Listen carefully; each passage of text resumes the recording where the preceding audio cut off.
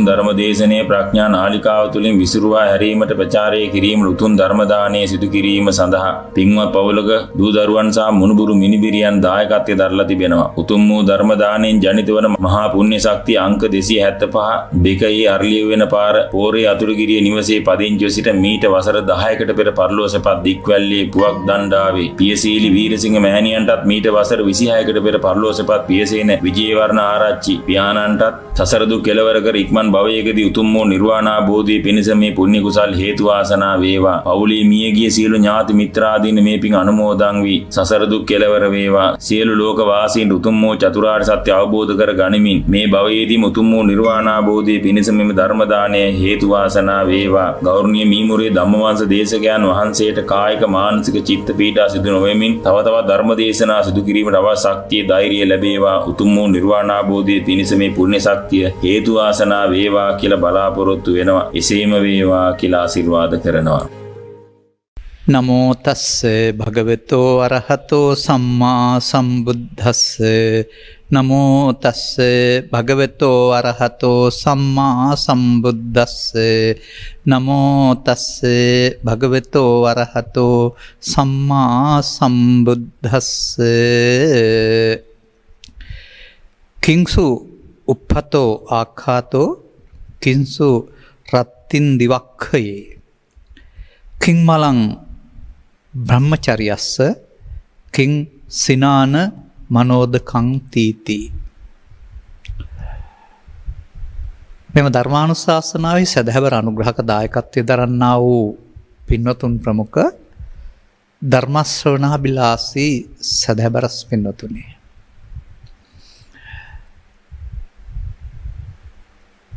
තථාගත බුදු පියාණන් වහන්සේ වෙත දේවතාවුන් පැමිණ කතාබහ කළ බවට තොරතුරු සඳහන් කොටස තමයි දේවතා සංයුක්ත කියලා කියන්නේ. මෙහි ඔවුන්ගේ දැක්ම පිනෙන් එහාට නොගිය අය පිළිබඳ කතාවකුත් තියෙනවා. ගැඹුරු දේවල් අහපු ඒවලුත් තියෙනවා. ඝනකයක් නැති දෙවියන්ට මනෝමය කයක් හදාගන්න කිව්වයි කියපු තැනුත් තියෙනවා. වර්තමානයේ නම් එහෙම කවුරුත් එන්නෙත් නැහැ.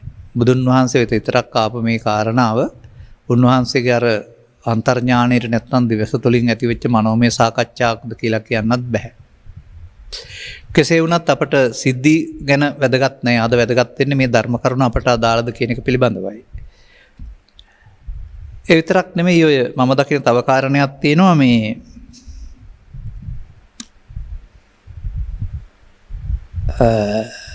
පිරිත් දේශනාවල පවතිනා වූ ආටානාටිය වෙන සූත්‍ර වල ගත්තාම යක්ෂයෝ ගැන කතා කරනවා. ඒ යක්ෂ බුදුහාමුදුරුවොත් එක්කලා අප්‍රසන්නව ඉන්නවායි කියලා කතා කරනවා. තංකෙස්ස හේතු කියලා අහුවම මේ ප්‍රාණඝාතයට, අදත්තා දාණයට, කාමිත්‍යාචාරය, මුසාවාදයට, සුරාපානයට එරෙහිව බුදුහාමුදුරුවෝ බණ කියන හින්දා යකු විරුද්ධයි කියලා. කියවලා බලන්නකො ඒකේ තියෙන හැටි එහෙමයි. එතකොට ඒ යක්කු කවුද කියලා හිතා ගන්නත් පුළුවනි. පස්පව් කරන යක්කු කොහෙද ඉන්නව ඇත්තේ කියලා. ඒ නිසා යම්කිසි ඒ යක්ෂ කියන පදයෙන්, දැන් යක්ෂ කියන පදේ ලංකාවේ භාවිතා වෙන්නේ දක්ෂයෝ කියන අර්ථයෙන්. ඔය යක්ෂ ගෝත්‍රිකයෝ කියලා කියන්නේ කඳුමුදුන් වල යකඩ උණු කරන්න පුළුවන් දේවල් හදාන හිටපු මේ ගෝත්‍රික කොට්ටාසයක්. කපල් එහාට බැස්ස. අදටත් ගම්බද විවාහාරයේ තියෙනවා යකෙක්නේ කියන වචනේ පාවිච්චි කරනවා දක්ෂයින්ට. ඉතින් ඒ වගේ අර යම් බල සම්පන්න හැකියාවක් තිබුණ මිනිස් කොට්ටාසයක් වෙන්නත් බැරි නැහැ. මේ ලියාන එනකොට ඉතින් දේව විශ්වාසයන්ට අනුව, අනිකුත් විශ්වාසයන්ට අනුව මේවට නව පණක් නැත්තම් වෙනත් අර්ථයක් දීලා තියෙනවා වෙන්න පුළුවෙනි. කෙසේ වෙතත් මේ අපි ගත්ත මේ උප්පත කියන සූත්‍රයේ සංයුත්ත නිකාය දේවතා සංයුත්තේ පවතින්නේ මේකේ ප්‍රශ්න කීපයක් අහලා තියෙනවා බුදුරජාණන් වහන්සේගෙන්. ඒක තමයි මම ඔබට ඉදිරිපත් කළේ.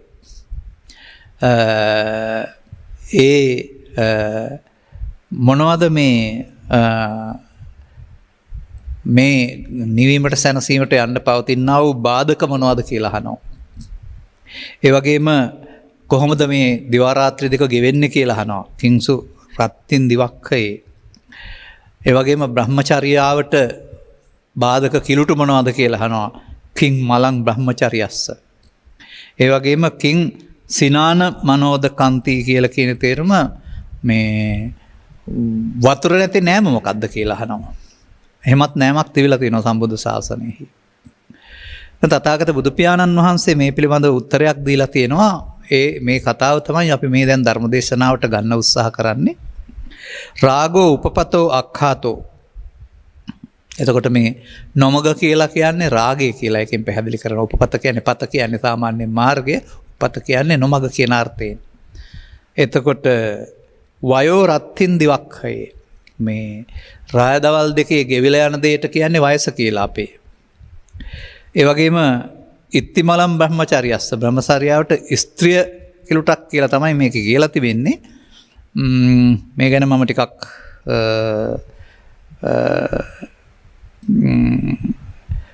එත්තාය සජ්ජනේ පජා එත්තායන් මේවායේ ප්‍රජාව ඇලෙනවලු මේ කියපු කාරණාවල.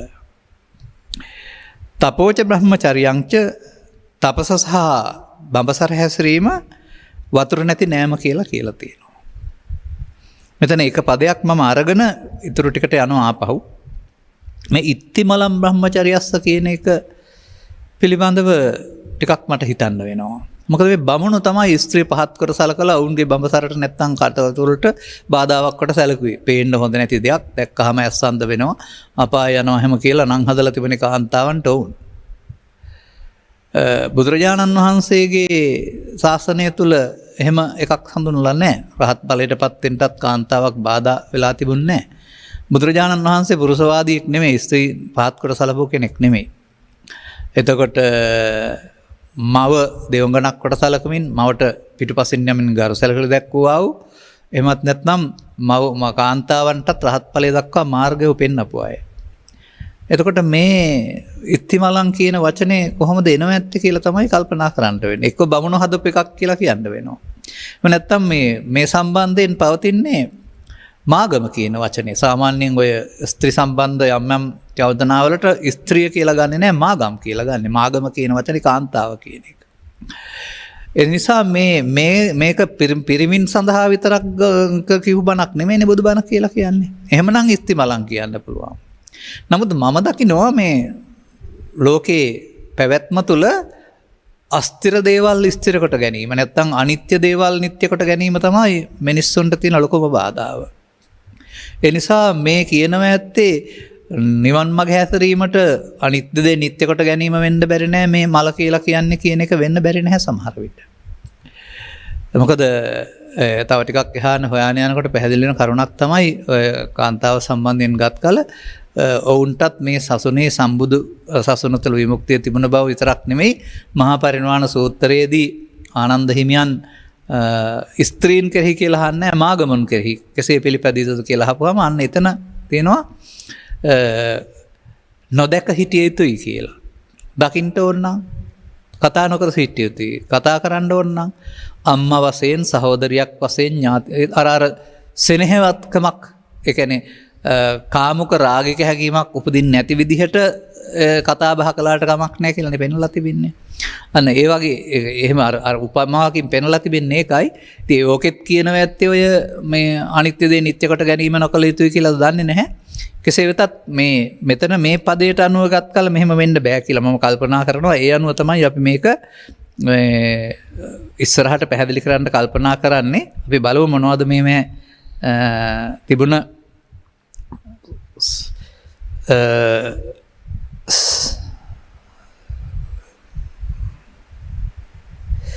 කාරණා කුමක්ද කියන එක පිළිබඳව. කිංසු උපපතෝ අක්ඛාතෝ කියන එක සිංහලෙන් තියෙන්නේ කිමක් නොමගයයි කියන ලද්දේද. අන්න නොමග කියන්නේ මොකක්ද? ඒ වගේම රෑදවල් කොහොමද ගෙවෙන්නේ?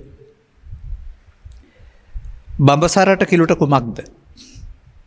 දිය නැති නෑම කුමක්ද? ඔන්න ප්‍රශ්න 4.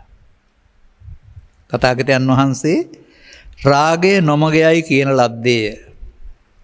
වයස රෑදාවල් දෙකි ගෙවේ.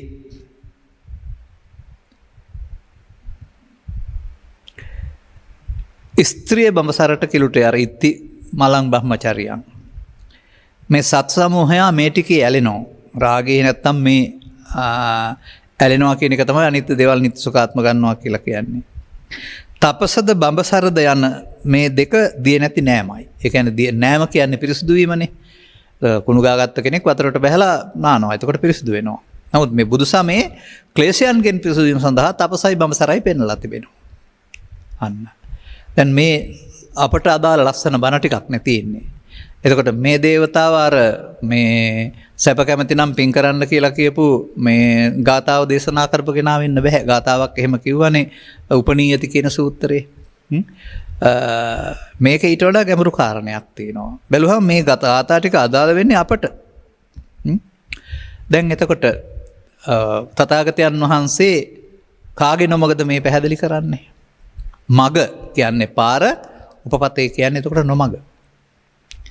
දැන් මේ සම්බන්ධයෙන් කතා කරන්න ඕන මිනිස්සුන්ගේ හිතේ හටගන්නා වූ හැඟීමක් සම්බන්ධ. මේ රාග කියන එක සාමාන්‍යයෙන් තව වචනයකට ගත්ත හැකි කාම කියලා, ඇලීම කියලා, ආසාව කියලා. එතකොට ඒ විවිධ අරුත් සපයනු ලබන්නේ ඔය කියන මේ තණ්හා කියන අර්ථයට තමයි ඔය. එතකොට මේක මම සමාජයේ පාවිච්චි කරන විදිහ පිළිබඳව ටිකක් වැරදි විදිහට දකිනවා. ඔවුන් මේ සාමාන්‍යයෙන් පවතින සිල්ලෙන්ගතුකම සෙනෙහසුකම දෙදෙනෙකුගේ එක්වීමත් රාග කියන වචනින් පාවිච්චි කරන්න ගන්නවා. නෑ මම නම් ඊට එහා දකිනවා ඒක. ලෙන්ගතුකමක් තියෙන්න වෙනවා. සෙනෙහවන්තකමක් තියෙන්න වෙනවා. දැන් සප්තබරියා සූත්‍රයේ පැහැදිලි කරන්නේ නැද්ද? බිරිඳ සහෝදරියක්, මවක්, සේවිකාවක් වගේ වෙන්න ඕන කියලා. යකෙක් වගේ වෙන්න ඕන කියලා කියන්නේ නැතයි එහෙනම්. ඒ වගේ බිරිඳක් සම්බන්ධ අතිලක්ෂණ හොඳ 4ක් තියෙනවා. 3ක් තමයි නරක ඒවා තියෙන්නේ. අර ඒ වගේ මේ බුදුන් වහන්සේ පහළ වෙන්න පෙර මේ සමාජය ස්ථාපිත වුණේ. මේ සමාජය ස්ථාපිත වෙලා තිබෙන්නේ ස්වභාවයෙන්ම ලෝකේ කොහෙ බැලුවත් 50ට 50ක් 100% ගත්තොත් 50ක් කාන්තාවන් 50ක් පිරිමි. කොහොම බැලුවත් මේ ලෝකෙ එච්චරයි තියෙන්නේ. පොඩ්ඩක් එහෙම වෙයි පිරිමින්ගේ මත්පැන් පාන නිසා හරි යුද්ධයට ගිහින් හරි මැරුණොත් වැඩිපුර 51ක් වෙයි කාන්තාව 49ක් වෙයි පිරිමි. ඒ අරුණහම මම දකින්නේ පරිණාමයේ විසින්ම දීලා තියෙන්නේ දෙන්නට එකට ඉන්න. ආගමික බවට එහා පාරිසරික වශයෙන් ගත් කල මේ දීලා තියෙන්නේ ස්වභාවික දෙයක්. එහෙනම් ඒක වරදක් හෝ පාපයක් වෙන්න බෑනේ. පරපුරක් හදලා පවත්වාගෙන යන්න වෙනවා. ඒ සඳහා අවශ්‍ය ලිංගත්කමක් තියෙන්න වෙනවා. නමුත් මේකේ මීට එහාට ගියාම මේක විකෘතියක් තියෙනවා. දැන් මම දන්නවා 1966න් 67න් පස්සේ මේ සමාජය කාන්තාවන් සඳහා පිරිමින් සඳහා නම් දෙකකුත් තියලා පෞල් සංවිධාන කියලා මහා නම්බුකාර වචනයක් පාවිච්චි කරලා දරුවන් බිහිවීම පාලනය කරන්න වැඩක් යොදාගත්තා. චීනයේ එහෙම දැනටත් දෙන්නට එක්කෙනා දක්වා අඩු කරලා තිබෙනවා. ඒක නම් මම කියන්නේ නෑ යහපත් දෙයක් කියලා. දරුවන් ලබා ගන්නට දීලා තියෙන වරප්‍රසාදයේ දරුවන් ලබා නොගන්න යොදාගත්තාම ඒක කාමරාග වෙන්න ඕන. බුදු පියාණන් වහන්සේ පවා පහළ වෙන්නේ අපි මේ ලෝකෙට එන්නේ අම්මලා තාත්තලා නිසා. ඉතින් ලෝකේ ඉස්සරහටත් මේ දියුණුව සේරම තියෙන්න ඕන නැද්ද? මේ සියල්ල වැරදි කියලා කියනකොට ආගමක් වෙනවද ඒක? නෑ ඒකේ තියෙනවා පෘථග්ජන මට්ටමේදී ඒක මේ ආකාරයේ දෙපැත්තක් තියෙනවා. ධර්මයේ තේරුම් ගත්ත කෙනාට මේ দমনය කරගන්න පුළුවනි. බැරි කෙනාට පිස්සෙක් බවට පත් වෙන්නේ නැතුව ඒක සීමා සහිත සීමාවක් තුළ ඉටු කරගන්න පුළුවනි. එතකොට එතෙන්දි පවතින්න ඕන ලෙන්ගතුකම කියන එක. අර ලෙන්ගතුකමෙන් මේ සම්බන්ධතා සමාජයේ පවතින්න ඕන. ඒක මම දකින්නේ නැහැ රාගයක් විදිහට. නමුත් මේක තියෙනවා ඒකපාක්ෂික ආස්වාදය කියන පැත්තක්. ඒ කියන්නේ මම මේක පැහැදිලි කරන්නම් මෙහෙම. මම සාමාන්‍යයෙන් දැකපු දේවල් තමයි මේවට උදාහරණයට ගන්නෙ. මම දැකලා තිබෙනවා බලලා මීයක් අල්ලලා මරලා තනියෙන් තෙල්ලම් කරනවා. උඩ දානවා විසි කරනවා එහාට මෙහාට මේ බලලාට නම් තෙල්ලම් මීයට ලෙල්ලන්නේ මරලා ඉවරයි. එතකොට චිත්‍රපටි වලත් දැකලා තියෙනවා මුවා අල්ලගෙන මරලා තෙල්ලම් කරනවා කොටි. මෙන්න මෙහෙම මේ යුගදීවික සම්බන්ධය මේ කොටියයි මුවදිනයි අතර සහ බලලයි මීයයි අතර වෙන්න බෑ. එතකොට ඒක පාක්ෂිකයි. ඒ කියන්නේ ඒක පුරුෂාධිපත්‍ය කියන්නේ ඒක තමයි. ඒක පාක්ෂිකයි. Taman ඕන දෙයක් ඉටු කරගන්න අනිත් ඔක්කොම යටත් වෙන්න ඕන කියන එක. නෑ. සෙල්ලම් කරන්න ඉඩ දුන්නා නම් මරන්න නැතුව බලලා එක මීයා සෙල්ලම් කරයි. සෙල්ලම් කරන්න ඉඩ දුන්නා නම් කරදර කරන්නේ නැතුව මුවා එක සෙල්ලම් කරයි. නමුත් පෙරලා බය දුවන හින්දා තමයි මරලා තියෙන්නේ. අන්න ඒ වගේ මේ ආධිපත්‍යයක් පතුරවා ගන්න එක නෙවෙයි මෙතන පවතින්න ඕන. මෙතන පවතින්න ඕන මේ ලෝකේ පවත්තන්ට අවශ්‍යයි. ඒ වගේම විරාගික වෙන්න තේරෙන්නේ නැත්නම් ඒවා පාලනය කරගන්න අවශ්‍යයි. මම දකිනවා මං ජීවත් වෙච්ච සමාජයේ මේ තාරුණ්‍යයට පත්වන විට මේ වට ඉඩකඩ නොලැබුණ අය මානසික රෝගීන් බවට පත් වුණා. එතකොට ආපහු ඔවුන්ට ඒවා ලබා දුන්නාම මේ රෝගී තත්ත්වේ නැති වුණා. ඒවා ඒ පැත්තට ආපු පිරිසක් ඉන්නවා. ඒක ඕන අය. ඔවුන්ට ඒක මේ එපා කියලා හරි වැරදි කියලා හරියන්නේ නැහැ. නමුත් ගැඹුරට ගියාපුවම පවතිනවා ඕකේ ඔය පංචකාමයේ කියලා කිව්වත් තව මොනවා කියලා කතා කළත් ඕක ආපහු බාහිර ලෝකේ තියෙන දෙයක් නෙමෙයි. Tamanගේ සිත පස්සාකාරයෙන් පිනවීම කියලා. සිත පස්සාකාරයෙන් පිනවීම කියලා දැක්කහම එකට වඩා එකක් ලොකු වෙන්නේ නැහැ. නමුත් නාට්‍ය හෝ සංගීතය හෝ නැටුම් හෝ චිත්‍රපටි හෝ මේ සේරම පෙළගස්සලා තිබෙන්නේ පුංචි දේ පටන් අරන් ලොකු තැනකට ගිහින් අවසන් කරන්න ලොකුම දේ එක කියලා පෙන්වන්න. ඒ මානසිකත්වයේ දෝෂයයි මේ සමාජයේ පවතින්නේ. හදලා පෙන්වන ආකාරය.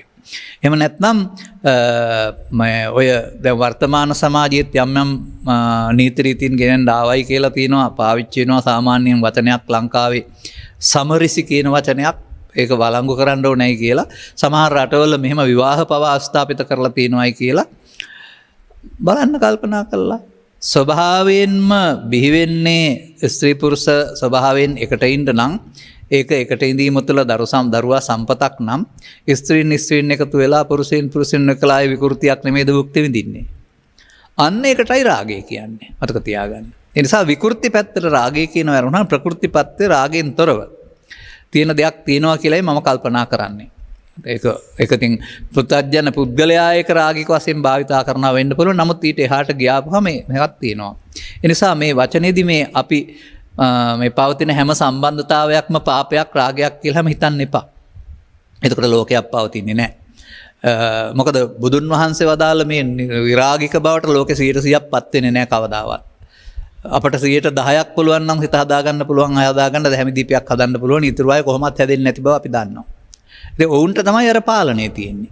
මේ පාලනය විකෘති පැත්තට ගෙන යන්න නරකයි. ඒ නිසා මේ පැහැදිලි කරන වචනෙන් තේරුම් ගන්න ඕන නොමග කියන වචනෙන් පැහැදිලි කරන්න එහෙමනම්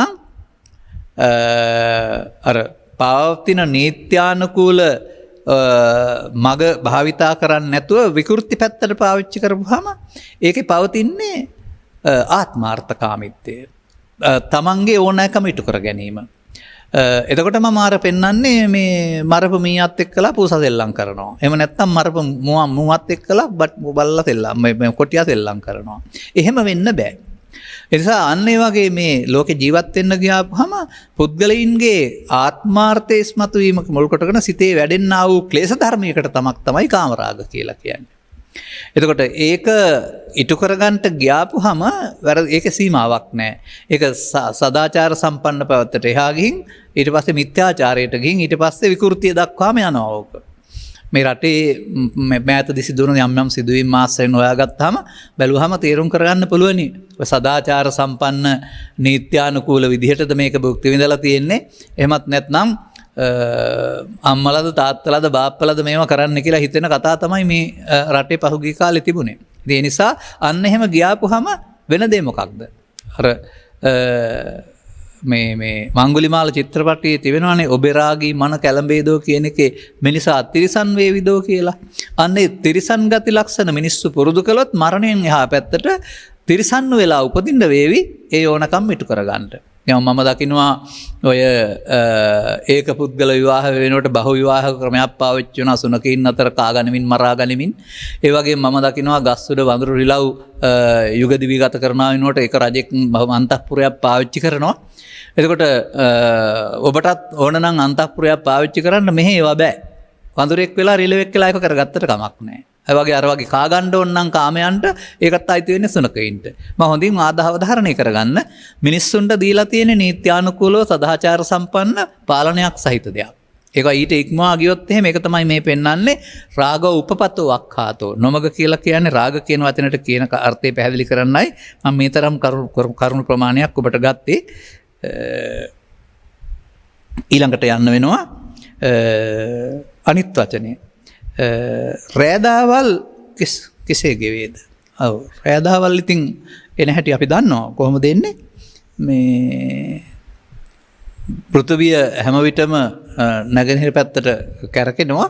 එතකොට ඉර උදා වෙලා බැහැලා යනවා වගේ පේනවා. ඒ පැත්තටම කැරකෙන නිසා දිනපතාම අපට මේ ඉර උදා වෙනවා බැහැලා යනවා පේනවා. ඒ නිසා අපට බෑ 24 12 දවල් රැය තියෙනවා. ඒ ඉර ඇවිදින හින්දා නෙමෙයි ඉර පැත්තට හැරිලා පෘථිවිය කැරකෙන නිසා.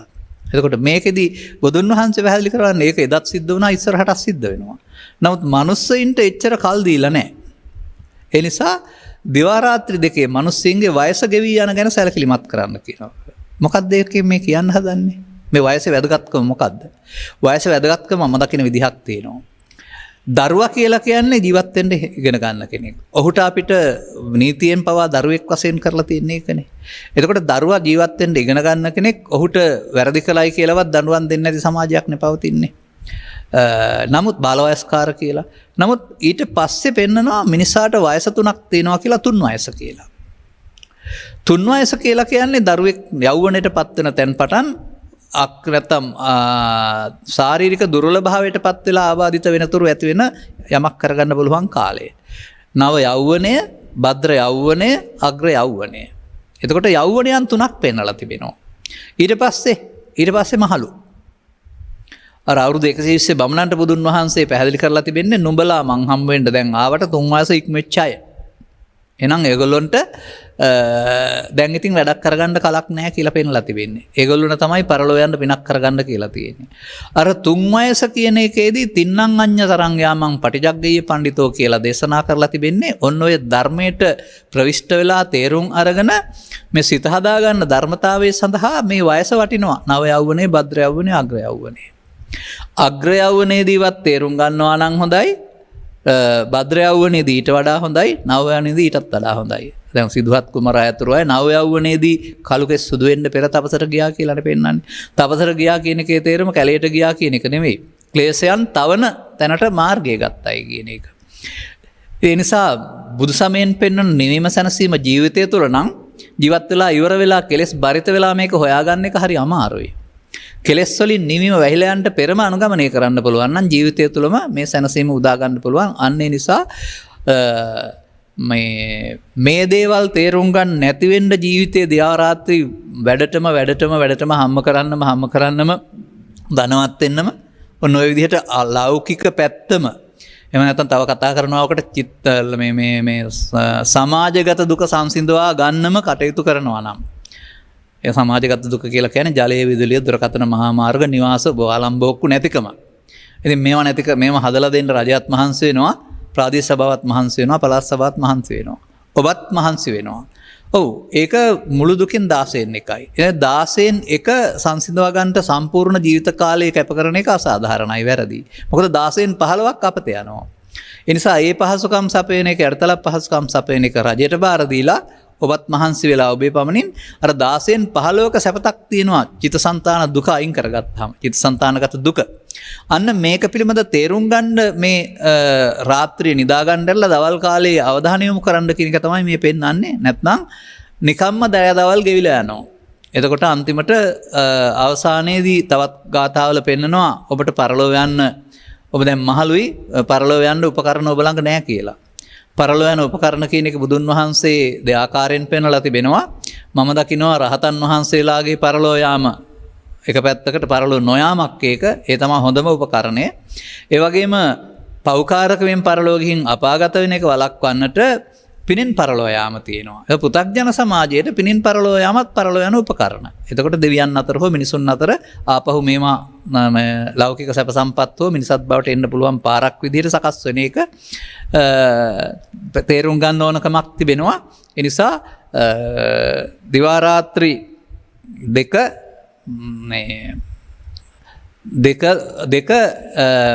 නිදාගන්නයි කන්න බොන්නයි ගියාපුවම ගෙවිලා යනවා කියලා මේ කියන්නේ. ඊට වඩා එහාට හොයන්න නැත්නම් වර්තමාන සමාජයේ වුණත් ඔය උපතින් ගත්ත ආගමික බව ඇරුණාම බණක් අහන්න, ඒ වගේ කාරණා කටයුතු වලට නිරත වෙන්න ඕනකමක් නැති අය ඕන තරම් ඉන්නවා. ඉතින් ඒ ඉඳීම තුළ ජීවිතය අගට ගෙවිලා ගියාපුවම උන් දුක ශෝක එකතු කරලා තියෙන්නේ. පශ්චාත්තාපය එකතු කරලා තියෙන්නේ. දැන් උන්ට ඒක හදාගන්න අවබෝධයක් නැහැ. මේ සියල්ල තියෙන හිතේ සිත ඒ වුණාට සිත බව දන්නේ නැති පුද්ගලයාට ඊට පස්සේ පශ්චාත්තාපය පවතිනවා. අන්නේ පශ්චාත්තාපය නිකම්ම දිවාරය ගෙවුනොත්, නමුත් බුදුරජාණන් වහන්සේ පැහැදිලි කරලා දාරන්නේ අපි සුවසේ ජීවත් වෙනවායි කියලා. අන්නේ සිත හදාගත්ත පුද්ගලයාට ජීවිත අවසානයේ අනිත් අයට එන මේ පශ්චාත්තාපය වෙනුවට මේ එහෙම එකක් නැතුව ඉන්න පුළුවන්කමක් තිබෙනවා. මේ නිකම්ම දිවාරය ගෙවන්න නැතුව සද්ධර්මයේ තේරුම් අරගෙන දුකටපත් වෙන්න හේතු තමන්ගේ චිත්තාභ්‍යන්තරය නම් පවතින ඒක අයින් කරගන්න අවශ්‍ය කාරණා කටයුතු ටිකක් කරගන්න මහන්සි වෙනවා නම් කියන එක තමයි මේකේ පැහැදිලි කරලා අදහරලා තිබෙන්නේ. ඒ වගේම ඊළඟ කතාව ඊළඟ අහන මොකක්ද අහන්නේ කිලුට මොකක්ද කියලා ප්‍රශ්න කරනවා. ඒක අපි තේරුම් ගන්න ඕන මෙහෙම එකක් තමයි. බඹසරට කිලුටය. බඹසර. ඒකෙන් හොයා ගන්න ඕන මේක. මොකද්ද මේ බඹසර කියන්නේ කියලා. ඉන්දියානු සමාජයේ බඹසර කියලා කතා කළේ අවිවාහක ඉන්නවට. අත වර්තමාන සමාජයේ අදත් කාමක ජීවිතයක් ගත නොකර කියන වචනෙන් පොය දවසට අබ්‍රහ්මචර්යා කියලා කතා කරනවා. නමුත් බුදුරජාණන් වහන්සේගේ ශාසනයේ බ්‍රහ්මචර්යෝති බන්තේ උච්චති. කිත්තාවතානුකෝ බන්තේ බ්‍රහ්මචර්යෝති උච්චති කියලා බුදුන් වහන්සේ විමසනවා. ස්වාමීනි බඹසරයයි කියනු ලැබේ. මේ බඹසර සහ ඒක ප්‍රතිඵල මොනවාද? දැන් ඔන්න තිබෙනවා නම් බඹසර කියන්නේ විවාහ වෙලා ඉන්නේ නැතුව ඉන්න එක කියලා. එහෙනම් බුදු සසුනේ බඹසරත් ඒක තමයි. නමුත් බුදුරජාණන් වහන්සේ වදාරනවා ආර්ය අෂ්ටාංගික මාර්ගයේ යාම බඹසරය මාර්ගඵල පිළිවෙලින් ප්‍රත්‍යක්ෂේ ප්‍රතිඵලය කියලා. එහෙනම් මාර්ගඵල පිළිවෙලින් නිවන ප්‍රත්‍යක්ෂ කරන්න බාධක මොකද්ද? අන්න එහෙමයි හොයන්න වෙන්නේ. එතකොට ස්ත්‍රියට දෙක හරියන්නේ. මාර්ගඵල වලින් නිවන ප්‍රත්‍යක්ෂ කරේ පුරුෂයන් විතරද පැවිද්දෝ විතරද? නෑ. එහෙනම් අපිට විසාකා වටාචාරා කිසාගෞතමී මේ රහත් මෙහෙණිවරු ගැන කතා කරන්න වෙන්නේ නෑ. ධම්මදින්නා ගැන කතා කරන්න වෙන්නේ නෑ. ඔවුනුත් බඹසර වැසුවා. අන්න එහෙමයි මේ මෙතන බඹසරට කිලුට කියන්නේ මොකද්ද කියලා පොදුවේ ගන්න ඕන. ස්ත්‍රී පුරුෂ භේදයෙන්තරව. බඹසර කියන එකේ තේරුම ශාසන බ්‍රහ්මචර්යාව. මාර්ග බ්‍රහ්මචර්යාව. එතකොට සසුනේහි ශාසනයේ බ්‍රහ්මචර්යාවක් තියෙනවා. ශාසනයේ බ්‍රහ්මචර්යාව අබ්‍රහ්මචර්යාවෙන් වෙන්නේ ඒක තමයි. මොකද්ද ශාසනය ඊට පස්සේ අබ්‍රහ්මචර්යාව කියලා කියන්නේ? අන්න එතකොට තේරුම් ගන්න වෙනවා පුද්ගලයෙක් ලෝකේ ජීවත් වෙන්න ගිහින් ඇසෙන් කනෙන් නාසෙන් දිවෙන් කයෙන් ගන්නා වූ අරමුණු වල ඇලෙනකොට ගැටෙනකොට මුලා වෙනකොට ඒ තුලින් ඔහුට රාග දේශ මොහ හට ගන්නු ලබනවා. එතකොට ඔහු සසරට බැඳෙනවා සහ දුක් ඔහු පිටුපස දුක් ලිහු බඳින්න පටන් ගන්නවා. මේ ඇලෙන කාරණාවලට කිංචන කියලා කියනවා. කිංචන වැඩි වෙන තරමට කිංචනං අනුපතන්ති දුක්ඛ. දුක් වලට හේතු ඇතිත් විට දුක් ඔහු මත පතිත වෙනවා. අන්න එතකොට එහෙමනම් මේ පැහැදිලි කරන කාරණයෙන් පෙන්වන්නේ මොකක්ද මේ බඹසරට කිලුට කියන්නේ මාර්ගඵල පිළිවෙලට යන්න තියෙන ඒකට බාධාව මොකක්ද කියලා හොයලා බලන්න දැන්. එතකොට තේරුම් ගන්න පුළුවන් වේවි. විපල්ලාස සූත්‍රය ගත්තාම මේකේ තියෙනවා මේකට අදාළ අර්ථයක්. මේ සත්තා ගච්ඡanti සංසාරෝ ජාති මරණ ගාමිනෝ කියලා. ඒ මොකක් නිසා කියලාද පෙන්වන්නේ? අනිච්චේ නිච්ච සංඤිනෝ දුක්ඛේච සුඛ සංඤිනෝ අනත්තානි අත්තාති අසුභේ සුභ සංඤිනෝ. අන්න ඒක තේරුම් ගන්න. අනිත්‍ය දුක්ඛ අනාත්ම දේවල් නිට්ටය සුඛ ආත්ම සුඛ වශයෙන් ගැනීම. එතකොට අස්තිර දේ ස්ථිර කොට ගැනීම නෙවෙයිද අර? ඒක බඹසරට කිලුටක් නෙවෙයිද? අන්න ලෝකයා මොකද කරන්නේ? මෙන්න මේ විදිහට ස්වභාවයෙන්ම තථාගතවරු දේශනා කරවා දාලා වූ අල්ලා ගන්න දෙයක් නැතිවීමෙන් සසරෙන් පිරිසුදු වෙන්න පුළුවන් කියන කාරණේ අල්ලා ගැනීමෙන් ඔහු නීවරණ වැඩි කරගෙන සසර ඇවිදින්න පාරක් හදා ගන්නවා. එතකොට බඹසර කියලා කියන්නේ එහෙමනම් ආර්ය අෂ්ටාංගික මාර්ගය යාම නම් එහෙනම් සංස්කාරයන් අනිදුක්ඛ අනාත්ම වශයෙන් බලන්න ඕන. එහෙමත් නැත්නම් දුක දැකලා හේතුව දැකලා නැති වූ තැන සහ මාර්ගයේ හැසිරෙන්න ඕන. එහෙමත් නැත්නම් ස්කන්ධ පංචකයේ උපාදාන නොවි අවසන් වීම මරණයයි බුදුදහමේ පෙන්නන ඒකට මරණ සතිය වඩන්න ඕන. මේ ඕන එකක් බ්‍රහ්මචර්යයක්. නමුත් සසරේ මිනිසුන් නෝක නෙමෙයි කරන්නේ. අන්න එතකොට ඔවුන්ට අර මවකුසින් බිහිවූ තැන් පටන් මැරෙනතුරුම මේකේ මම කියලා කෙනෙක් ඉන්නවා කියලා ආත්ම දෘෂ්ටිය ගත්තහම එතකොට අන්න එතකොට ස්ත්‍රී කරගෙන තියෙනවා අය. ඒ වගේම සංස්කාර ධර්මයන් කියලා කියන්නේ පව් හෝ පින් හෝ ධාන කුසල් ඒවා ලෝකේ මිනිසුන් අතින් සිදුවෙනකොට අනාගත ඵල විපාක දෙන්න හේතු ඉතුරු වෙන ආකාරයෙන් කටයුතු කරනවට කියනවා සංඛාර ධර්මයන් නිත්‍ය සුඛාත්ම කොට ගැනීම කියලා. එතකොට සිංහලට ගත්තොත් එහෙම අස්තිර දේවල් මගේකොට මමකොට මගේ ආත්ම කොට ගන්න බැරි දේවල් මගේකොට මමකොට මගේ ආත්ම කොට ගැනීම තමයි ස්ථිර කියන්නේ. එතකොට ඒක බඹසරට කිරුටක් නෙවෙයිද? අන්න එහෙම පොදුවේ ගන්න ඕන කෙනෙකුට මේ අරමුණේ ඇලීම කියන එක තමයි මේ පෙන්ලා තියෙන ඉතින් කියන තේරුම. අපි තථාගතවරු ලෝකයට දේශනා කළ ධර්මය සංස්කාරයන්ගේ නිත්සුකාත්මය වුණාට ලෝකයා සතර ඇවිදින්නේ සංස්කාරයන්ගේ වචනේ වැරදුනා. ඒක කපලා දාන්න එතන වචන කීපයක්. සංස්කාර ධර්මයන්ගේ අනිදුක්ඛ අනාත්මයේ බුදුරු දේශනා කළ ධර්මයයි සංස්කාරයන් නිස්සුකාත්ම කොට ගැනීම මිනිසුන් පාවිච්චි කරන ධර්මයයි. ඒ සංස්කාරයන්ගේ නිස්සුකාත්ම කොට ගැනීම තුළ තමයි සත්වයාට අපාය, මනුස්ස ලෝකය, දිව්‍ය ලෝකය, බඹලොව මේ යන්න වෙලා තිබෙන්නේ. එතකොට එහෙනම් ඒ මොකක් නිසාද? අනිත්‍ය දේ නිට්ටය කොට ගැනීම, දුක්ඛ දේ සුඛ කොට ගැනීම, අනාත්ම දේ ආත්ම කොට ගැනීම, අසුභ දේ සුභ කොට ගැනීම. මෙන්න මේකටයි මම කල්පන්නේ තපසට ස්ත්‍රිය කිලුටක් කියන වචනය. බ්‍රහ්මචාරියට බඹසර හැසිරෙන්නට මගේ නොවන මම නොවන මගේ ආත්ම නොවන දේවල් අපි මගේ මම මගේ ආත්ම කොට ගැනීම තුලින් නොමග යනවා. නොමග කියන වචනේ සාමාන්‍යයෙන් ඉතා ගැඹුරු කරුණක් වශයෙන් පෙන්වන්නට ඕන. දැන් සාමාන්‍යයෙන් දරුවෙක් ඉස්කෝලේ යන්න නැතුව කැලේ පැන්නොත් නමග ගියා කියලා. එහෙම නැත්නම් දුම් පානේට හෝ මත්පැන් පානේට හුරු වුණොත් නමග ගියා කියලා කියනවා. එහෙමත් නමග යාමක් තිබෙනවා. පසුගිය දවසක මම කතාවක් කිව්වා අම්මා තාත්තා නැති වෙච්ච දරුවෙක් සම්බන්ධයෙන්. අවුරුදු 12 13 ඉඳලම හොරකමට පුරුදු වෙලා අන්තිමට ඒවමයි කළේ. එතකොට ඒවත් නමග යාමක් තමයි. නමුත් ඒ මිනිසෙක් වශයෙන් නමග යාම. නමුත් බුදුන් වහන්සේ ලිකල ධර්මයට අනුවගත් කල සසරේ නොමග යාමක් නැද්ද? එතකොට පෞකාරකමට අනාගතයක් හැදිලා කයක් අතෑරී ඕපපාතික ප්‍රතිසන්දියක් බවට පත්වීම හෝ සතෙක් බවට පත්වීමත් නොමග යාම. අදකට භාගය. නිවන් මඟ හෙළි කරගන්න මනුස්ස ලෝකෙට එන්න තිබියදී මිනිසත්කම අතහැරලා දෙවියන් අතර නිවන් සැප තියෙනවා කියලා හිතාන හිටියොත් එහෙම ඒකත් නොමග යාම. අනාගත බුදුරජාණන් වහන්සේ පහළ වෙන තු තුසිදු කියලා වෙලා දුසිත දිවි ලෝකෙට වෙලා අපි ඉඳලා එදාට එන්න ඕනේ කියලා හිතාගත්තත් ඒකත් නොමග යාම. ලෞකික වර්ග ධාන වර්ග දෙකක් තියෙනවා. ඒවා සංසුන් සමාධියක් තියෙනවා. ඒක නිවන කියලා හිතාගෙන මෙතනින් එහාක් නැහැ කියලා හිතාගත්තත් ඒකත් නොමග යාම. බුදුරජාණන් වහන්සේ පහළ වෙන විට රූපාවචර අරූපාවචර ධානලාභීන් තමයි සසරේ නොමග ගිහින් හිටපු අනිත් අය.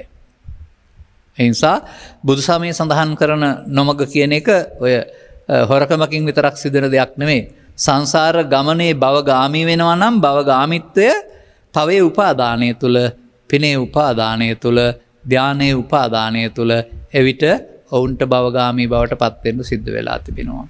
මෙන්න මේ විදිහට මේ අපිට දැන් පැහැදිලි කරගන්න පුළුවන්කමක් තිබෙනවා. එහෙනම් නොමග රාගයට නොමග යයි කියනු ලැබේ. දිවා රාත්‍රී දෙක වෙනත් කාරණා සඳහා ගෙවෙනවා. ධර්මයේ ගැන හොයාගන්න වෙලාවක් නැහැ. වයස ගෙවි යනවා. අබ්‍රහ්මචාරී ජීවත් වෙනවා. බඹසර හැතරෙන්න තේරෙන්නේ නැහැ. ඒ නිසා නිත්‍ය සුඛාත්ම සංඥාව තුළ සතර ඇවිදිනවා. දැන් මේකේ මොකද්ද පෙන්වන්නේ? සත්වයෝ මේ ටිකේ ඇලිලා ඉන්නවා. අන්න ඔවුන්ගේ චර්යාව බුදුරජාණන් වහන්සේ පෙන්වලා තිබෙනවා. ඉතින් මේක අසාර දෙයක්, හිස් දෙයක්, කවදාවත් නොලැබෙන දෙයක්. මේ සිතුවිල්ලක මේ මොහතක සැනසීමකුයි මේ හොයන්නේ තියෙන දෙයක් නෙමෙයි කියලා ධර්මශ්‍රවණය කිරීම තුළ තේරුම් ගත්ත කෙනෙකුට එහි තිබෙනා වූ බන්ධනීය ස්වභාවයේ තේරුම් අරගෙන ඇත්ත දැකලා ගැලවෙන්න හිතනවා. ඇරෙන්නම් නැත්නම් මොකද වෙන්නේ? බහුතරයක් ජනතාව සසරටම දුවති කියලා බුදුන් වහන්සේ වදාරන්නේ. ඒ කියන්නේ ඔවුන්ට සසරේ සැපක් තියෙනවා, නිවන කියලා එකක් නැහැ. ඇත්තම සිද්ධිය එහෙමයි සමාජයේට. ඔවුන්ට නිවීම කියන එක පිළිබඳව තේරෙන්නේ නැහැ. ඒක පාළු තැනක්, යන්න ඕනේ නැති තැනක්, හිස් තැනක්, ඉපදීමක් නැහැ, මරණයක් නැහැ. මට මතකයි ඔය වසර 15ක් 20ක් 30කට 40කට පෙර ධර්මානුශාසනාවක් කරපු වෙලාවක මම නිවසකදී එතන හිටපු මහත්මයෙක් කිව්වා මට නම් මේ සංසාරේ හොඳ නිවන කියලා එකක් ඕන නැහැ. අර ඔහුගේ අවබෝධය. මොකද ඔහුට මෙහි කණ්ඩ බොණ්ඩ අදින්න පලින්න තියෙනවා ආරෙ මුකුත් නැහැ. ඒක ඉතින් සුකන්ති දිට්ඨමරියෙහි සක්කායස්සු ප්‍රෝධනං පච්චමීක මිදං හෝති සබ්බලෝකික පස්සතං කියන ගාථාවක පෙන්වලා තිබෙනවා සගාථා වර්ගේ. සක්කාය නිරෝධය සැප කියලා වශයෙන් දකිනවා ආර්ය පුද්ගලයෝ. හැබැයි පෘථග්ජන සමාජය සම්පූර්ණ මේකට විරුද්ධයිලු. අන්න එහෙම අරමුණේ ඇලීමයි ලෝකේ ලබන්න තියෙන ලෝකෝත්තර සැප කියලා හිතන සමාජයක් තුල තමයි තථාගතයන් වහන්සේ ධර්ම දේශනා කළේ. එදාට වඩා තාක්ෂණයේ දියුණු වෙමින් පහසුකම් දියුණු වෙමින් ඉන්ද්‍රිය ගෝචර සැපත සහ නිවාස යාන වාහන ආදී පහසුකම් වෙනදාට වඩා අහස විහිට හම්බ වෙන සමාජයකයි අපි ඉන්නේ. එතකොට ඒව කවුද සැප නැහැ කියන්නේ කියලා ඔස්සේ ඕන කෙනෙක් යනවා. මොත් ඒකට අපි කියන්නේ වේදිත සුවය. ඒ වේදිත සුවය එකකින්වත් ජාති ජරා ආදී ශෝක මරණ නවත්තන්න බෑ. ජීවිත අවසානයේ එකතු කරගත්ත දේවල් දාලා යනකොට ඇති වෙනා උද්දක ශෝකේ නවත්තන්න බෑ. ඒ නිසා හැම කෙනෙක්ම ජීවිතයට ආසාවෙන් ලබාගත දේවල්ට ආසාවෙන් තමයි පරලෝ යන්නේ. හැම ආගමිකෙක්ම හොයලා බැලුවොත් එහෙම ජීවිතේ මරණයෙන් එහා පැත්තට තියනවා නම් කැමති. ඒ තියනවා නම් කැමති නිසා තමයි සදාකාලික නිරයක් ස්වර්ගයක් එක එක දේවල් හදලා තියෙන්නේ ඔය. එක එක පුද්ගලයෝ ඒ තියෙන නිසා කියන සංකල්පේ. නමුත් ඊට සමගාමීව බුදුසමය පැහැදිලි කර වදාරන්නේ පවට දුගතිගාමිත්වය පිනට සුගතිගාමිත්වය. ස්වර්ග කියන වචනයෙන් පිනට සුගතිගාමිත්වය කරන මේක සදාකාලික තැනක් කියලා පෙන්වන්නේ නැහැ. නමුත් ඒ අනිකුත් ආගම් වල පෙන්වන්නා වූ ස්වර්ග නිරයට සමගාම තමයි බුදුසමය අපාය දිවි ලෝකෙ ගන්න ඕනකමක් තියෙන්නේ. එහෙමනම් අනිකුත් ආගම් වල බුදුසමයෙන් පෙන්වන නෙවීම නැහැ. මොකද ඒක ජීවිතෙන් එහා පැත්තේ වුන් ස්වර්ග නිරේ බලාපොරොත්තු වෙන්නේ. තථාගත බුදු පියාණන් වහන්සේගේ ධර්මයෙන් නෙවීම ජීවිතය තුළ. බුදුන් වහන්සේ අවුරුදු 35 දී තමයි මෙන්න නිවීමටපත් උනේ. ඒ නිසා උන්වහන්සේ වදාරනවා පරිනිබ්බතෝසෝ භගවා පරිනිබ්බානාය ධම්මං දේශේති. නිවුණා වූ බුදුන් වහන්සේ අනිත් අයට නිවීම පිණිස ධර්මයේ දේශනා කරනවා. එතකොට මට නම් තේරෙන්නේ නිවීමටපත් වුණොත් ස්වර්ගයට හෝ දුගතිගාමිත්වයට යාමක් නැත්තේ. එතකොට නිවීමටපත් නොවන පුද්ගලයාට එක්රැස් කරගත්තා වූ කර්මයන්ගේ විපාක වශයෙන් තමයි භව ගමන භව ගාමිත්වය තියෙන්නේ. භව ගාමිත්වය කියන එකේ තේරුම අපට කැමති වෙලාවට මෙහාට එන්න පුළුවන් කියන එක පුළුවන් නම් ගැටලුවක් නැහැ. එහෙනම් ඉතින් ඕන තැනකට ගිහින් ආපහු එන්න බැරි ඉක්මනට. නමුත් අහම්බෙන් තමයි අපි මේ මවකුසකට ඇවිදින් ඉන්නේ. මෙතනින් ගියයින් පස්සේ ආපහු මවකුසකට එන්න විශාල තරඟයක් තියෙනවා. මොකද අම්මලා තාත්තලා දරුවන්ට දැන් එන්න ඉඩ දෙන්නේ නැහැ ඉස්සර තරම්. ඉපදුනත් මේ 5% විතර ප්‍රමාණයක් බෞද්ධ වෙන්නේ අනිත් ඔක්කොම වෙනත් දේවල් විශ්වාස කරන ආගම් වල උපදින්නේ උපතින් මේ ආගම් වලට මැදෙනවා. ඊට අමතරව සත්ත්ව ලෝක වෙන අනන්ත ගොඩක් තියෙනවා. ඒවට ගියන් පස්සේ ඒ කර්ම ගෙවා එනතුරු අපාය කියන්නේ පාප කර්මයේ ගෙවන තැනක්, දෙවියන් කියලා කියන්නේ පුණ්‍ය කර්මයේ ගෙවන තැනක්, බ්‍රහ්මයින් කියන්නේ ධාන කර්මයේ ගෙවන තැනක්. ඒ ගෙවින චුත වෙනකොට මෙහෙන් ඔය ගිහින් ඉන්නේ එහාට. මේ පව් කරපු අය පින් කරපු අය ධාන ලැබුපු අය තමයි ඒ ගිහින් ඉන්නේ. ඒවා මෙහෙ ඉන්නකොට ඒවා කරපු කට්ටිය ඔය පව් පින් ධාන වඩපු අය ලෝකෝත්තර අය නෙමෙයි, පෘථග්ජන අය. එහෙනම් පව් කරපු අයට පින් හේතු ඉතුරුයි. පින් කරපු අයට පව් හේතු ඉතුරුයි. ධාන වැඩුව අයට පව් පින් හේතු ඉතුරුයි. එහෙනම් අර ඉතුරු හේතුවක් මත ආපහු සසරේ ප්‍රතිසන්දියකට එන තැන ඇරුණාම සසරෙන් මිදීමට අවශ්‍ය බුද්ධෝත්පාදයක අදාළ රටක මිනිසත් බව ලබා සදහම් හමුවීම නම් වූ මේ දුෂ්කර අවස්ථාව නොලැබෙන තුරු එයින් මිදෙන්න කිසිම සතෙකුට පුළුවන්කමකුත් නැහැ, ඕනකමකුත් නැහැ. ඒ නිසා අපි සසරේ අපට ලැබිච්ච මේ අවස්ථාව ගැන තේරුම් ගන්නේ නැහැ. මම කීප වතාවක් පෙන්වලා තිබෙනවා. ඔය මගේ ඉගෙන ගන්න කාලේ නම් එක එක්කෙනා ඔකට ත්‍රි හේතුක ප්‍රතිසන්දිය තියෙන්න ඕන, දි හේතුක ප්‍රතිසන්දිය තියෙන්න, පෙරුම් පොරලා තියෙන්න ඕන, තව නොඑක් කාරණා ඉදිරිපත් කර තියෙනවා. මම නම් දැක්කේ එහෙම නෙවෙයි. අක්කන සූත්‍රයේ තුල තථාගතයන් වහන්සේ වදාළේ ස්ත්‍රී වුණත් කමක් නැහැ, පුරුෂ වුණත් කමක් නැහැ, ගිහි වුණත් කමක් නැහැ, පැවිදි වුණත් කමක් නැහැ. මනුස්ස පටිලාභෝච සද්දම්මස්සච දේශනා අලං වායමිතුන් තත්ත. මනුස්ස ප්‍රතිලාභය ලැබූ පුද්ගලයාට සසරින් මිදෙන කරුණ පිළිබඳ අවබෝධයක් ලැබුණාම සදහම් හමු වුණාම විතරයි ඒ සදහම් සරණ කරගන්න උත්සාහ කරන්න ඕන කියලා පෙන්වන්නේ. ඒකට වෙන මොනම සුදුසුකමක්වත් තියනවා කියලා පෙන්වන්නේ නැහැ. මේ සුදුසුකම අපි ලබා ගත්තොත් ඒ සුදුසුකමෙන් ප්‍රයෝජන ගන්න ඕන. සුදුසුකම ලබා ගත්තේ නැති අයට ප්‍රයෝජන ගන්න බෑ. සුදුසුම ලබා ගත්ත අය ප්‍රයෝජන කරන්නේ නැත්නම් මොකද වෙන්නේ? මනුස්ස ලාභං ලද්දාන සද්ධම්මේ සුප්පවේදිතේ ජේ කනං නාදි ගච්ඡanti අතිනාමෙන්ති තේ කනං. මනුස්ස ප්‍රතිලාභය ලැබ සුප්‍රවේදිත වූ සදහම් හමු වුණාම ඒක තමයි ක්ෂණ සම්පත්තිය. ඒ ගැන සැලකිලිමත් උනේ නැත්නම් ක්ෂණ සම්පත්තිය ඉක්මවා ගියා කියලා කියනවා. මගේ පැරණි උදාහරණයක් මට මතක් වෙනවා. ගමන් කරමින් ඉන්නවා රත්නපුරයේ පැත්තක පාරක මිනිස්සෙක් කෙලින් බරළු පාරක යන්නේ. එතකොට මේ බරළු පාරක යනකොට බැහැලා පෑදිලා පාරේ මැද තියෙනවා මැණික් ගලක්. කෙලින් පාරේ යන්නේ. මේ පුද්ගලයාට කල්ැතුම හිතෙනවා මම මේ පාර කෙලින් හින්දා ඇස් දෙක පියාගෙන යන්න ඕන. එයාට බලලා ඇස් දෙක පියා ගන්නවා. ඇස් දෙක පියාගෙන යනවා. ගින්න මැණික් ගලත් පහුවෙලා ටිකක් දුර ගිහින් ඇරලා ඇස් ඇරලා බලලා මට දැන් කේ ඇස් ඇර පායින් ඇස් නැතුව ඇස් පියාගෙනත් පාරේ යන්න බලවන් කියලා තා උදම් මැනීමකුත් කරනවා. ඇස් පියා ගැනීම සහ ඇස් ඇරීම අතර මොකද වුනේ? මැණික් ගල පහ වුණා. ඔබ මේ බුද්ධෝත්පාදික සදහම් මනුවෙන් මොහොතේ ඇස් පියාගත්තොත් ඒ මාය ඇස් ඇරියට වැඩක් නෑ නේද? මේක තේරුම් ගන්න ඕනනේ. බලන්න මාධ්‍ය කොතරම් වල ධර්ම දේශනා පවතිනවද? ඒවා පුණ්‍ය මාර්ගය ගැන විස්තර කරනවා, ජාතක කතා චාරික කතාවක් තියෙනවා. නමුත් නිවන් මාර්ග ගැන කතා කරන දේශකින් වහන්සේලා සහ ඒ පිළිබඳ වඩාත් හොඳට කරුණු පැහැදිලි කිරීම තියෙන යෝගයක් මේ. මගේ මව්පියන්ට මගේ මව්පියන්ගේ මව්පියන් හිටිය සමාජයට වඩා සදහම්හි කරුණු පැහැදිලි කිරීම ගැඹුරට යන යුගයක් මේ. එතකොට ඒක හමුවුනොත්නේ ඒ මාර්ගය හමුවුනොත්නේ ගොඩ ගල් වෙන්න පුළුවන්. කාට ඕනකම තිබුණත් මාර්ගය හමු නොවුණා නම් බෑ. ඕනකම තියෙනවා මේ ලෝකේ ඉන්න පුළුවන්, වෙනත් ලෝකවල ඉන්නත් පුළුවන්. නමුත් ඔවුන්ට තථාගතතුරු හෙළිකල වලලා වූ මාර්ගය හමු නොවුනොත් යන්න හමු වෙන්නේ. ඒ නිසා වැදගත් වෙන්නේ මේ මාර්ගය හමු වීම කියන කාරණාව තේරුම් ගන්න වෙනවා. එහෙනම් ඔන්න අපි දැන් මේ සත්ව සමූහයා මෙහි ඇලේ. ඕක තමයි සත්ව නැත්තම් පෘථග්ජන ස්වභාවයේ පුද්ගලයාගේ ඉරණම. පාපේහි ඇලේ, පිනෙහි ඇලේ, ධානයේහි ඇලේ, රූපේහි, ශබ්දේහි, ගන්ධේ, රසේ, ස්පර්ශේහි, කාමයන්ගේ ඇලේ. ඒ නිසා ඔහු කාම තණ්හා පෝෂණය කරන්නෙක් බවට පත් වෙනවා. දැන් අන්තිම වචනේ අහන්නේ මොකද්ද? දිය නැති නෑම. ලස්සන වචනයක් තියෙනවා.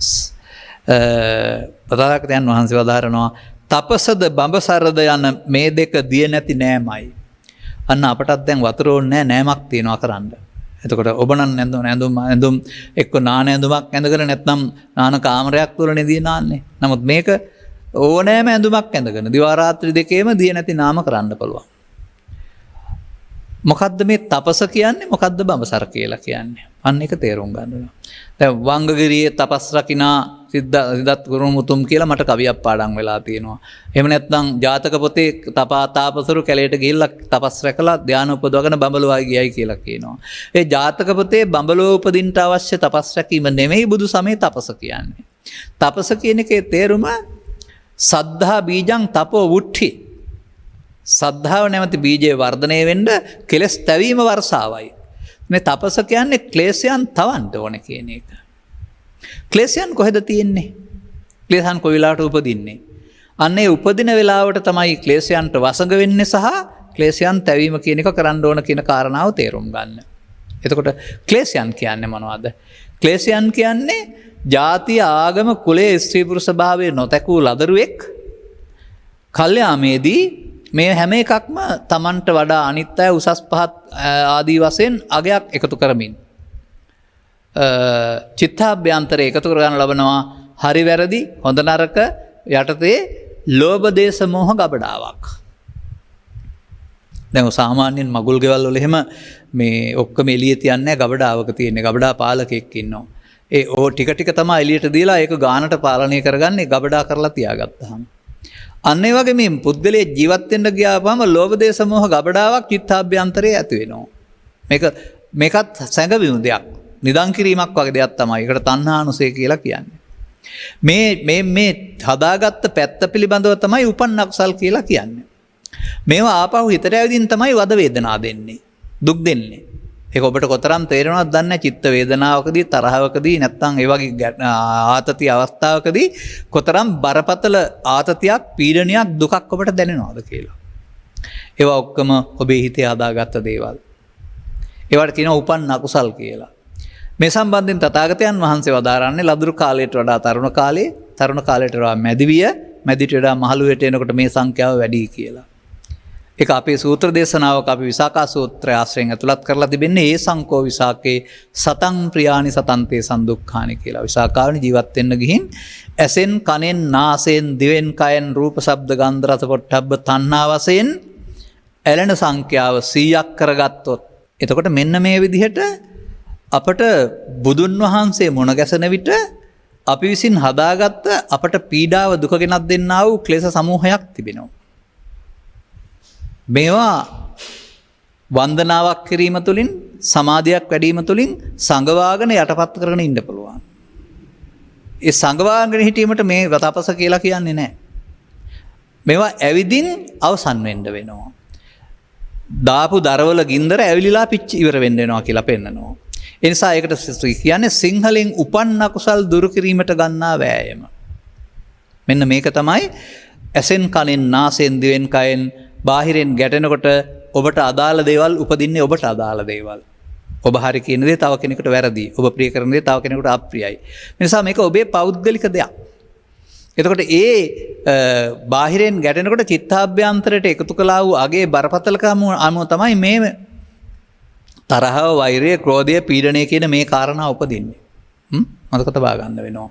එතකොට අන්න ඒ මොහොත වෙනදානම් කළේ ගහගන්න බැනගන්න කපාගන්න කොටාගන්න පලිගන්න එකට එක කරන්න රියක්ෂන් වලට යන එක. පෘථග්ජන පුද්ගලයා කරන්නේ ඒක තමයි. අන තවනවා කියන්නේ ඒකට නොයා මේවා හමාර කරන්න හදන්න ඕන. ඒ පිළිබඳව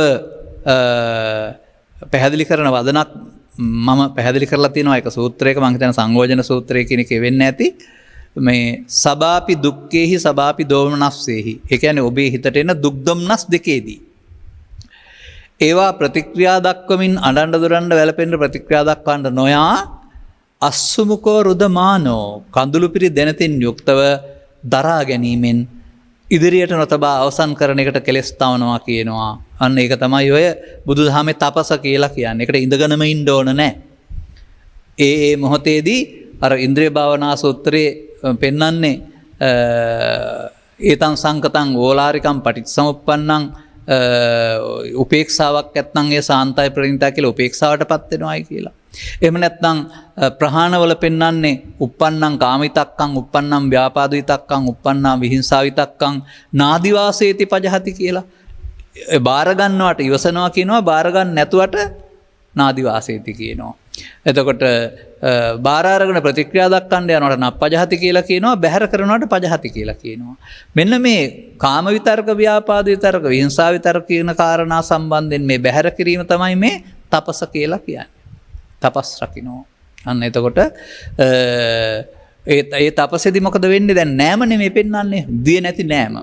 නෑමෙන් පිරිසුදු වෙනවා වගේ ලෝභය, දේශය, මෝහය දලුලා වැඩෙන්නේ නැතුව ශේ ප්‍රතිපදාවට යන්න වෙනවා. එතකොට මේ ශේ ප්‍රතිපදාවට යන අයට කියනවා පටිසෝතගාමීන් කියලා.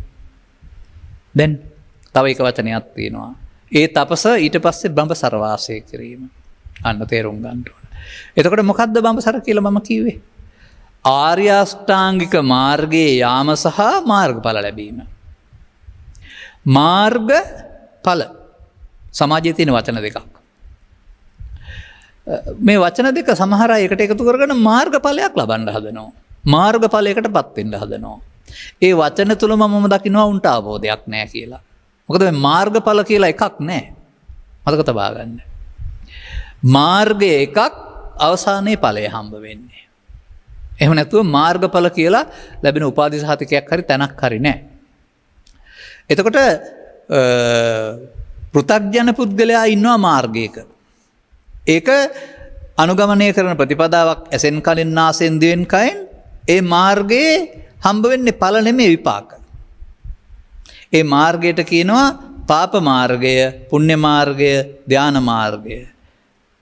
කන්නං කන්න විපාකං කන්නං මාර්ගය විපාකම් ඵලය සුක්ඛං මාර්ගය සුක්ඛ විපාකම් ඵලය කන්න සුක්ඛම් මාර්ගය කන්න සුක්ඛම් ඵලය. හැබැයි ඒක කර්මඵල මාර්ගඵල නෙමෙයි. ඉතින් මෙන්න මේ මාර්ගඵල තුනටයි කර්මඵල වලට අදින් හොඳ කර්මයක් කරලා ඒකේ ඵලයේ වශයෙන් ලෝකෝත්තර සැනසීම බලාපොරොත්තු වෙනවා අපේ බොහෝ දෙනෙක්. නමුත් මේ තුනම කර්මඵල සංසාරයේ විපාක හම්බ වෙන්නේ. කර්ම වලට හම්බ වෙන්නේ ලෞකික විපාක. ඒ නිසා කර්ම මාර්ගයේ ගිහින් කවදාවත් මාර්ගඵල ලබන්න බෑ. ඒකට ධර්ම මාර්ගයේ යන්න වෙනවා. එතකොට මාර්ගයේ ගියාපුහම අවසානයේ ඵලය පසක් කරගන්න පුළුවන් වෙනවා. මාර්ග ඵල පිළිවෙලින් ප්‍රත්‍යක්ෂ කටයුතු නිර්වාණය කියලා ඔබ අහලා නැද්ද? එහෙනම් මාර්ගයේ අවසන් වෙනකොට ඵලය ප්‍රත්‍යක්ෂ වෙන්නේ. අන්න එහෙම තේරුම් ගන්න ඕන. අපට පවපින ධානය සංකත බැවින් ඒවැ හැටි කියන්න පුළුවන්. නිර්වාණය කියන එක අසංකත බැවින් ඒක ඵලය හේතු ප්‍රත්‍යයෙන් හටගත්ත නිසා ඒක හැටිපාට වර්ණනා කරන්න බෑ. නිබ්බානම් පරමංසකම් කියන වරුණාම. ඒ නිසායි අපි පැහැදිලි කරන්නේ මේ මාර්ගය ගත්තාම ලැබෙන ඵලය ඔබට වැටහෙන්නේ මොකක් නිසාද? ඔබට මාර්ගය ගත්තේ නැත්නම් මානසික දුක පීඩනය ආතතිය තියෙනවා. අටලෝ දහමට අදාළ කාරණාවලදී ඔබ දැවෙනවා, තැවෙනවා, අඬනවා, දොඩනවා, වැළපෙනවා. අන්න ඒක නැති බවම අටලෝ දහමේ අකම්පිතව ඉන්නවා කියන එකේ තේරුම බාහිර ලෝකේ Taman අවුස්සන කලබල වෙන කාරණා තිබියදී Tamanට ඒවා කෙරෙහි ප්‍රතික්‍රියා දක්වන්න නැතුව ඉන්න පුළුවන් හිතක් තියෙනවා කියන එක නේද? ඒ තමයි ඵලය. ඵලය ආරම්භ වෙනවා සෝවාන්යේදී, ඵලය අවසන් වෙනවා රහත් වීමේදී. ඊට පස්සේ කතං කරියං කරණියං නාපරං ඉත්තත් ආයාති අබ්බඤ්ඤාපි. කලිත සියල්ල අවසානයේ යමා මහ නිවන කියලා තියෙන්නේ. ඒ කියන්නේ රහතන් වහන්සේ යමා මහ නිවනටපත් වෙලා කියලානේ පෙන්වන්නේ. පිරිනිවන් ගන්න දාස නෙමෙයිනේ පෙන්වන්නේ. එනිසා බුදු සමයේ පමණක් තියෙන දෙයක් තමයි මේ මාර්ගය කියලා කියන්නේ. මොන මාර්ගයද මේ? කර්ම මාර්ගය නෙමෙයි, ධර්ම මාර්ගය. දැන් මේක මගේ සූත්‍ර දේශනාවල මම පැහැදිලි කරලා තිබෙනවා. මිනිත්තු කිහිපයක් තුළ පෙන්වන්නම් අවසන් වශයෙන්.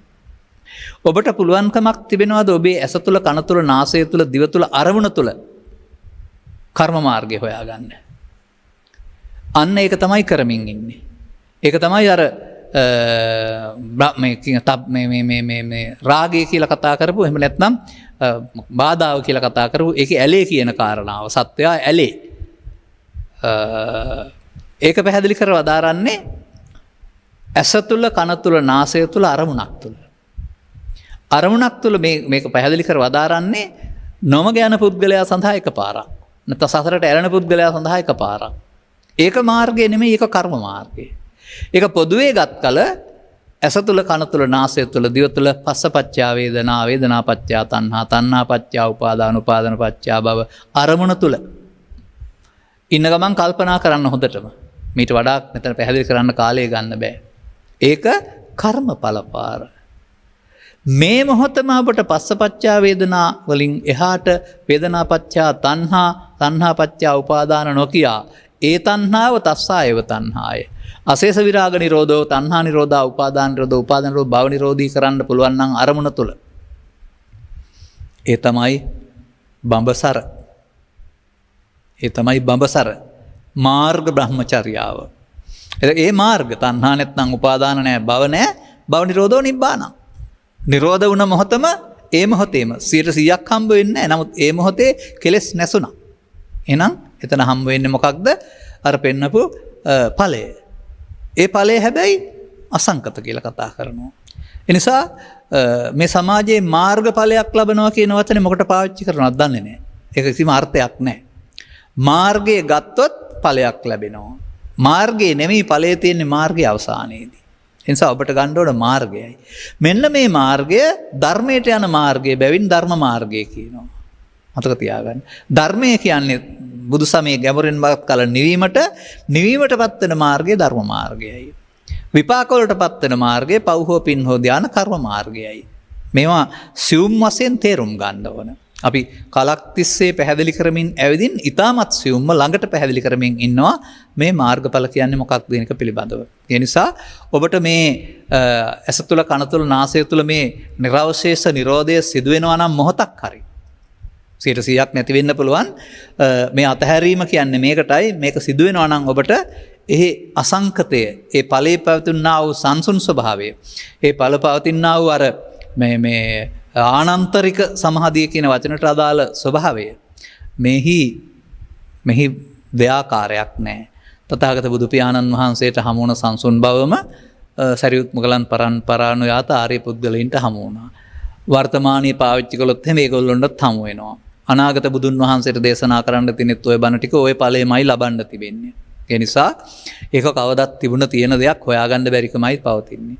අනේ ආර්ය පුද්ගලයාට මේ සතරේ ආපහු යන හැටි තේරුණාම ඔහුට මේ තපසයි බ්‍රහ්මචර්යයි කියන කාරණා දෙකේ කෙලෙස් තැවීමෙන් උපන්න අකුසල් දුරු කරන්නටත් අනාගත ඵල හේතු ඉතුරු නොකිරීමෙන් බඹතර හැදෙන්නටත් පුළුවන්කමක් තිබෙනවා. අන්න ඒක තමයි දිය නැති නෑම කියන්නේ ක්ලේශ ධර්මයන් ලෝභ දේශ මොහ ඡය වෙනකොට පිරිසුදු වෙනවා. එතකොට නාපහම් පිරිසුදු වෙනවා වගේ ඔබටත් පාරිශුද්ධත්වයකට ළඟා වෙන්න පුළුවන්කමක් තිබෙනවා. ඒ නිසා මෙන්න මේ කරුණු පැහැදිලි කර ගැනීම තුළ මේ උපපත කියන සූත්‍රයේ සඳහන් කරුණු 4 වර්තමානයට ගලපා ගන්න. අතීත කතාවක් වශයෙන් සලකන්න එපා. ඔබේ ජීවිතයට ගලපා ගන්න. ඔබ මේ ලබාගත් දුර්ලභ අවස්ථාව තේරුම් ගන්න. මොකද සියවස් ගණනාවක් තිස්සේ හෝ ඉදිරියට හෝ ওই කරුණු පැහැදිලි කිරීම යට වෙලා තියෙන්න පුළුවන්, යට වෙන්න පුළුවන්. එළි වෙලා පවතින ටික කාලයකට කියලා කියනවානේ. අනුගමනීය ප්‍රතිපදාවක් තුළ ඔබ මේක කළ යුතුයි කියන එක තමයි තථාගතයන් වහන්සේ වදාරන්නේ. ඒ කියන්නේ ඔබ විසින් මේක කළ යුතුයි, මව්පියන් මේක කරලා දෙන්නේ නැහැ කියන එක. සසරට බැඳුනේ උපාදානයේ උනේ ඔබගේ දැක්මේ වරදෙන් ඔබ උපාදානෙන් මිදෙන වීරිය කරලා ඔබ මිදෙන්න ඕන. එහෙම පෞද්ගලිකව තම තමන් විසින් කරගත යුතු කාර්යයක් වශයෙන් තථාගතයන් වහන්සේ පැහැදිලි කරන අතර තථාගතවරු අක්ඛාතාරෝ හෙවත් පාර පෙන්නන අය බවට පත් වෙලා තිබෙනවා. තථාගතවරු පෙන්වා දාලා පාර සුරක්ෂිත කිරීම පිළිබඳව පරපුරු ගණනාවක් තිස්සේ කටපාඩම් සහ පොත්පත් ආශ්‍රයෙන් උන්වහන්සේලාට උන්වහන්සේලාව අතිශය උපහාරයට ලක් කරමින් උන්වහන්සේලා රැකදුන්නා වූ මේ දහම් අපි සරණ කරගෙන අපිවත් මේ සසරින් එතර වෙන්නට උත්සාහ කරන්නට වෙනවා. ඒ සඳහා තමයි මේ ධර්ම දේශනා මෙසේ නාලිකාවක් තුළ විකාශනය වෙන්නේ. ඒ සඳහා තමයි ධර්ම ශ්‍රවණය කරන්න ඕන. මුඛ්‍ය පරමාර්ථය ධර්ම දානය, මුඛ්‍ය පරමාර්ථය ධර්මයේ තේරුම් ගැනීම, තවත් අරමුණු තියෙන්න පුළුවන්. ඒවා සරල සහ දෙවෙනි ගණේ අරමුණු බවට පත් කරගන්න පළවෙනි අරමුණ මෙයම විය යුතුයි. මොකද සමහර අය මේ අරමුණට අමතරව අනිත් අරමුණු මුල් තැනට අරගෙන කටයුතු කරන බව තේරෙනවා. එසේ කරගන්න නැතුව මේ ලබාගෙන තිබෙන අවස්ථාව බුදුන් වහන්සේ ගමින් ගමට ගිහින් කනින් කනට අමතන්න ඕන කාරණාව අපි තැනක වාඩි වෙලා ඉඳින්න මාධ්‍යයක් මගින් ඔබේ නිවසට එනවා. කොතරම් පහසුද ඔබට? අමුතුවෙන් ඇඳුමක් අඳින්න ඕනේ නැහැ, බිම වාඩි වෙලා හිර වෙලා ඉන්න ඕනේ නැහැ, නිදහසේ ඉඳින්න මේක කරගන්න පුළුවන්. ඔබට ලැබී තිබෙනා වූ මේ වාග්ය අවස්ථාවෙන් ප්‍රයෝජන ගන්න තරම් ඔබේ කන වාසනාවන්ත වේවා. කන තුලින් ඔබට මේ සත්‍ය තේරුම් ගැනීම තුලින් මේ මාර්ගය අරගෙන දිය නැති නෑම කරන්නට දිවා රාත්‍රී දෙකේ නිින්දෙන්තර ඕනෑම අවස්ථාවක මේ දිය නැති නෑමෙන් පිරිසුදු වෙන්නට ලැබේවායි කියන සුභාශිංසනයේ ප්‍රාර්ථනා කරමින් මම ධර්මානුශාසනාව මෙතකින් අවසන් කරනු ලබනවා. දායකත්වය ගැන සඳහන් වෙනවා. මෙම ධර්මදේශනය සඳහා දායකත්වය දරන ලබන්නේ පවුලේ දූ දරුවන් සහ මුණුබුරු මිනිබිරියන් විසිනි. ඔවුන්ට නම එහෙම කියව ගන්න ඕන කමක් නැහැ. අරමුණු අතර අංක 275 2 ඒ අරලිය වෙන පාර පෝරේ අතුරුගිරිය නිවසේ පදිංචිව සිට මීට වසර 10කට පෙර පරලොසැපත් දික්වැල්ලේ පුවක් දණ්ඩාවේ පියසී වීරසිංහ මෑණියන්, වසර 26කට පෙර පරලොසැපත් පියසේන විජේවර්ණ ආරච්චි පියාණන් තත් සසර දුක් කෙලවරකට ඉක්මන් භවයකදී උතුම් නිර්වාණාබෝධය පිණිස මෙම පුණ්‍ය කුසල් හේතු වේවා කියලා ප්‍රාර්ථනා කරන්නේ. පින් වලින් නිවන් හබේවා කියලා ප්‍රාර්ථනා කරන්නේ නැහැ. නමුත් මේ ඔවුන්ට උපහාරයක් දක්වමින් නිවන් මඟ පාදා ගන්නට ඉඩක් සැලසේවා කියලා ප්‍රාර්ථනා කරනවා. පවුලේ මේ පරලෝකීය සියලු ඥාති හිත මිත්‍රාදීන් ගෞරවයෙන් සිහිපත් කරන අතර පින් කැමති කෙනෙක් ඇත්නම් පින් අනුමෝදන් වී ජීවිතයේ එතන දුක් කෙලවර කරගෙන මතු උපදිනා භවයකදී මිනිසත් බව ලබා ත්‍රිලක්ෂණ අවබෝධයෙන් සතර දුක් කෙලවර කර ගනිත්වා කියලා ඔබේ වචනේ සකස් කරගන්න, සංශෝධනය කරගන්න. සියලු ලෝකවාසීන්ට උතුම් වූ චතුස්සත්‍ය අවබෝධය කරගනිමින් මේ භවයේදීම උතුම් නිර්වාණ අවබෝධය පිණිස මෙම ධර්ම දානයේ හේතු ආසනාව වේවා. තේරුම් ගන්න අයට උදව් වෙනවා, උපකාර වෙනවා. ගෞරවනීය දේශකයන් වහන්සේට කායික මානසික චිත්ත පීඩා සිදු නොවෙන් තව තවත් ධර්ම දේශනා සිදු කිරීමට අවශ්‍ය ශක්තිය ධෛර්ය ලැබේවා. උතුම් නිර්වාණ අවබෝධය පිණිස මේ ධර්ම දානමේ පුණ්‍ය කර්මයේ හේතු වේවා. ඔබේ සුභපැතුම් අපි බාර ගන්න ලබනවා. ධර්ම දේශනා කරවා ගැනීමෙන්, ධර්ම ශ්‍රවණයෙන්, ධර්ම දාණයෙන් ජනිත කරගත්තා වූ ආනිසංසයන්වත් පිහිටා මව්පියන්ට උපහාර දක්වන්න, ඔවුන්ට උපහාරයක් වේවා.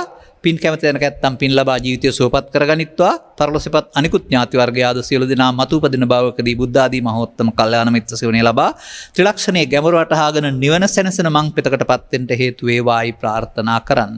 ධර්ම ශ්‍රවණාබිලාසී අනුග්‍රහක බවතුන් ඇතුළු ඔබටම ඔබටත් මේ කියන්නා වූ මේ ගාථාවෙන් පෙන්වපු කාරණා ටික තේරුම් ගන්නට ලැබීම තුළින් දියෙන් නාන්න ලෞකික ජීවිතයේදී ලෝකෝත්තර ජීවිතයේ දිය නැති නෑම පුරුදු කරගෙන ලෝභ දේශ මොහයන් ටික සෝදා හරින්න ඔබ හැම දිනාට රත්නත්‍රය ආශිර්වාදය තුළ මේ නිවන් මඟ පූර්ණේ වේවායි ප්‍රාර්ථනා කරනවා. සබ්බීතියෝ වජ්ජන්තු සබ්බ රෝගෝ විනස්සතු මාතේ බවත් අන්තරායෝ සුඛී දීඝායුකෝ භව හැම දිනාටම තෙරුවන් සරණයි. මෝහක්ඛයෝ නිබ්බානං